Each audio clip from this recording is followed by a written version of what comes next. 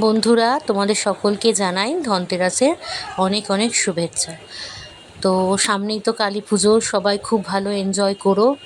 দেখো আজকে ধনতেরাস উপলক্ষে আমি কি কিনেছি এই ঠাকুরের জন্য একটা ছোট্ট হাঁড়ি। তো এই হাঁড়িটা ভোগ টোক রান্না করতে খুব কাজে লাগবে।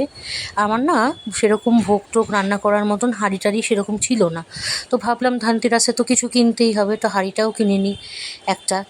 তো ওই হাঁড়ি কিনেছি, সঙ্গে কিনেছি হচ্ছে ঝাঁটা। ঝাঁটা তো কিনতেই হবে, ঝাঁটা তো ম্যান্ডেটারি, সবাই ঝাঁটা কিনছে।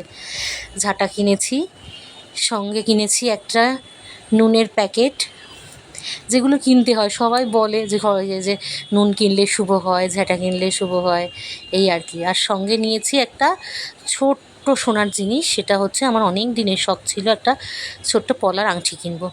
তো সেই ইচ্ছাটা আজকে ধনতেরাসেই পূর্ণ করলাম। দেখো তো বন্ধুরা কেমন হয়েছে, আমার সুন্দর হয়েছে কি না। সোনার যা দাম, তাতে এইটুকুই যথেষ্ট, এইটুকুই হলো। আর সঙ্গে রয়েছে মিষ্টি, শনপাপড়ি, সেই দোকান থেকেই দিয়েছে এগুলো সবই, মিষ্টি শনপাপড়ি সব। তো তোমরা খুব ভালো করে পুজো কাটিও, কালী পুজো খুব এনজয় করো, খুব অনেক অনেক অনেক ঠাকুর দেখো, বাজি ফাটিও। আজকের মতন আসি, টাটা।